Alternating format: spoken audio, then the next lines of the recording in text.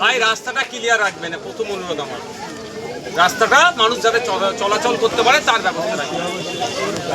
আমি এখানে উপস্থিত হয়েছি আইএসএফ এর নেতা হিসাবে নয়, আমি এখানে উপস্থিত হয়েছি ভাঙড়ের বিধায়ক হিসাবে।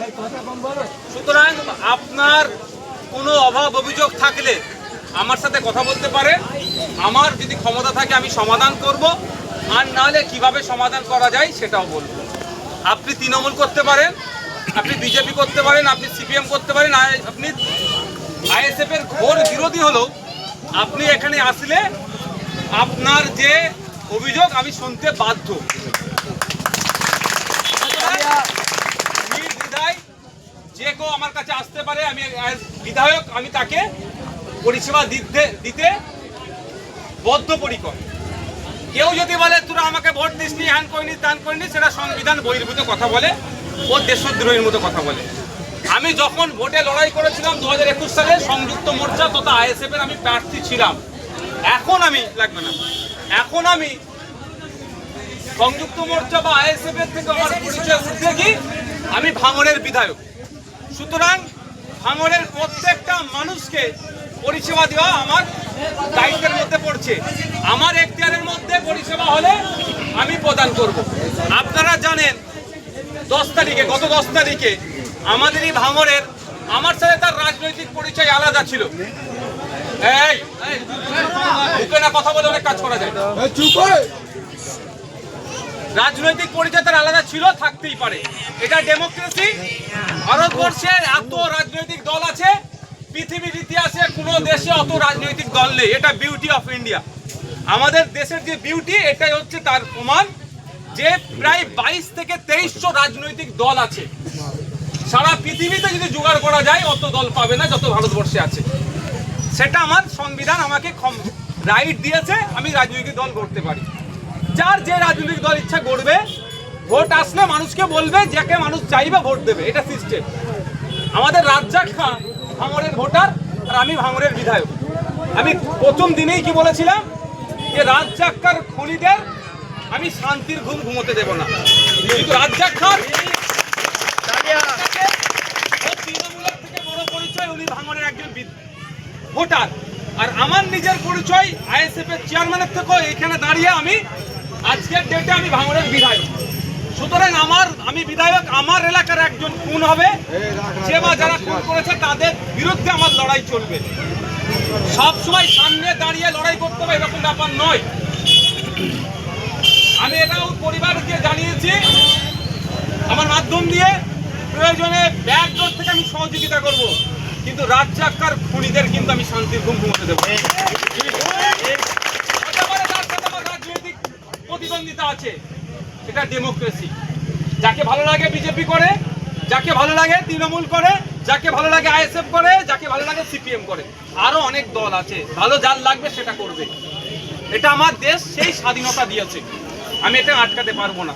যারা আটকাতে চায়, আমি মনে করি দেশের আইন বিচার ব্যবস্থার বাইরে যারা যে কাজ করে, আর দেশের আইন বিচার ব্যবস্থাকে যারা ধ্বংস করতে চায় তারা কি দেশদ্রোহী, তাদের জায়গা আগামী দিনে জেলে হবে। ঠিক। আজকে আমি একজন বিধায়ক হিসাবে আপনাদের সামনে উপস্থিত হয়েছি। আপনারা আপনাদের অভাব অভিযোগ আপনি আমাকে জানাতে পারেন, আমার ক্ষমতা অনুযায়ী আমি সমাধান করব। আর না হলে আমি যখন আইনসভার মধ্যে যাব, বিধানসভাতে গিয়ে সেটা মন্ত্রীকে বলবো যে চালতা বেরিয়ে এই প্রয়োজন আছে, এইগুলো দিতে হবে। যেমন আগে আমি এসেছিলাম, অনেক পাড়াতে ঘুরেছি, অনেক মায়েরা এসে আমাকে অভিযোগ করেছিল যে বিধবা ভাতা তারা পাচ্ছে না, স্বামী মারা গিয়েছে 10 বছর 8 বছর বিধবা ভাতা পাচ্ছে না। আমি গিয়ে মন্ত্রী মহাশয়কে বলেছিলাম, আপনারা শুনলে অবাক হবেন, যেটা 2021 সালের আগে বিধবা ভাতা পশ্চিমবাংলায় জানা দিত, 2021 সালের পরে প্রায় 5 থেকে 7 লক্ষ বেরিয়ে দিয়েছে। কানে ঢুকাতে হয়েছে তো। আমি বিধানসভায় গিয়ে আমাদের ভাঙড়ের ছেলে মেয়েদের কথা ভেবে, যে আমাদের ভাঙড়ের ছেলে মেয়েরা সেটা তৃণমূলের ঘরের ছেলে হতে পারে, বিজেপির ঘরের ছেলে হতে পারে, আইএসএফ এর ঘরের ছেলে হতে পারে, আমার দেখার দরকার নেই। ভালো প্লেয়ার আছে প্রচুর, তারা শর্ট লেগে প্র্যাকটিস করতে যায়, টাকার অভাবে সবাই যেতে পারে না। এই ভাঙড়ে একটা উন্নত মানের স্পোর্টস কমপ্লেক্স তৈরি করে দিতে হবে, যাতে আমাদের ভাঙড়ের ছেলে মেয়েরা এখানেই প্র্যাকটিস করবে, এখান থেকে খেলতে বিদেশেও যাবে, ভাঙড়ের নাম উজ্জ্বল করবে। এই কাজটা আমি করবো। তো আমার হাতে ক্ষমতা নাই, আমার হাতে যদি ক্ষমতা থাকতো আমি এসে বসিয়ে দিতাম স্টেডিয়ামে। তো আমার হাতে যেগুলো আছে সেগুলো আমি দিচ্ছি, যেগুলো নাই সেগুলো মন্ত্রীকে গিয়ে বলছি। তো আপনারাও আমার কাছে আসতে পারে, আপনাদের অভিযোগ আমাকে জানাতে পারে, আমার হাতে থাকলে তৎক্ষণিক আমি সমাধান করব, আর না হলে এগুলো নোট করব, মন্ত্রী মহাশয় যারা সমাধান করার দায়িত্ব যাদের তাদের কাছে আমি পৌঁছে দেবো। এটা আমার দায়িত্ব। আমি এখন অপেক্ষা করবো কিছুক্ষণ, আপনারা জানাবেন। তবে একটা কথা আমি বলবো, এত মানুষ আছে, আচ্ছা রাজ্জাক খান খুনিদের বিচার হবেই, কিন্তু ওই যে বাচ্চা ছেলে বা বাচ্চা মেয়ে দুটো আছে, জীবনে আর বাবা বলে কাউকে ডাকতে পারবে? এই নোংরা হিংসার রাজনীতি আমাদের এখানে যারা চাষ করতে চাইছে তাদেরকে আমরা, কেউ তৃণমূল করতে পারেন, যার যে দল এটাকে বন্ধ করতে হবে সবাই মিলে। এই হিংসাটা ভাঙড়ের মানুষকে মিলে বন্ধ করতে হবে। আমরা ভুলে যাচ্ছি না 2023 সালের আগে পর্যন্ত ভাঙড়ের রাজনৈতিক খেলাখেলি হতো, হয়েছে। এই চালতাবিড়িয়া মাদ্রাসার উপনির্বাচন, মাদ্রাসার ম্যানেজিং কমিটি নির্বাচনে খেলাখেলি হয়েছে, কিন্তু হিংসাত্মক রক্তপাতের খুনাখুনিতে যায়নি। 2023 সালের পর থেকেই খুনোখুনি শুরু করলো, পঞ্চায়েত নির্বাচন থেকে। কে সেটা আমরা নতুন করে বলতে লাগছে। তাই এইটাকে আটকাতে গেলে ভাঙড়ের মানুষকে এক হতে হবে যে আমরা খুনোখুনি চাইবো না।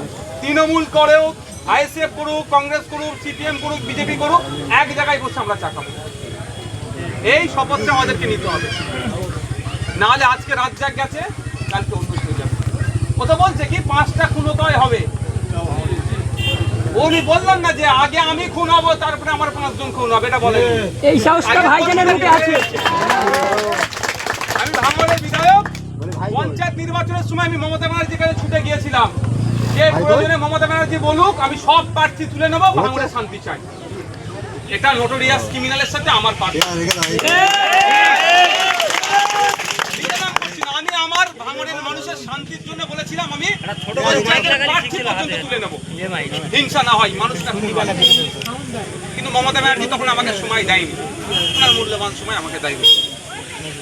তো আপনাদের বলবো যার যেটা ভালো লাগবে করুন।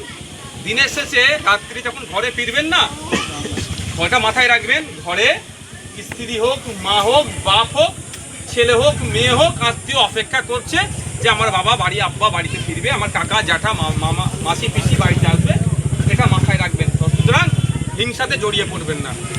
আজকে শুধু আপনার রাজ্জাক খাঁর পরিবার ধ্বংস হয়নি, যারা গ্রেফতার হয়েছে তাদের পরিবারগুলো কিন্তু ধ্বংস হলো। তাদেরও ছেলেপুলে আছে তো ভাই, তারা তো কি মনে করে জেল থেকে বেরিয়ে পড়বে? ও 3 মাসের গল্প শোনালে হবে নাকি? ও 3 মাসের গল্প শোনাচ্ছে কেউ যে 3 মাস পরে তুই জামিন পেয়ে যাবি, ও তো সহজ। তাহলে তাদেরও তো বাড়িতে বাচ্চা আছে নিশ্চয়ই, তারও স্ত্রী আছে, তারও বাবা মা আছে। তাহলে একটা রাজনৈতিক খুনে কত ফ্যামিলি ধ্বংস হলো। আর ও বাবু কি বলছে যে আরো 5টা যাবে, কিন্তু ভাঙড় উদ্ধার করতে হবে। কি হবে? 1,21,000 টাকা মাইনে ও পাবে, আর ক্ষতি হচ্ছে রাজ্জাক খাঁর পরিবারই বলতে পারে। চাকরিটা এখনো দিত না, আমি চিৎকার চেঁচামেচি করার পরে তড়িঘড়ি চাকরি দিয়েছি। বিরুদ্ধে আমি রাজ্জাক খাঁর পরিবারের পক্ষে, যাতে দ্রুত চাকরিটা দেয়, অন্তত পরিবারটা বাঁচুক খেয়ে পড়ে। যদিও 10,000 টাকা মাইনে, এটা বাড়াতে হবে আমি দাবি করছি, পার্মানেন্ট চাকরি দাবি আমি করছি। তারপরও অন্তত চাকরি তো মাথাটা গলিয়ে দিক, সেই জন্য আমি তো বারবার চিৎকার করেছি। আসুন, যার কোনো সমস্যা থাকলে জানাবেন। ভাই রোডটা ক্লিয়ার রাখবেন, কারো কোনো কিছু থাকলে আসবেন।